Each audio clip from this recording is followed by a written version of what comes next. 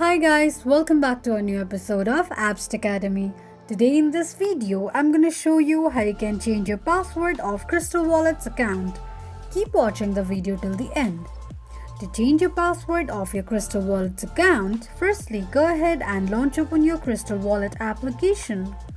Verify your access by entering your 6-digit passcode and the home page of Krystal Wallet application will appear on the screen.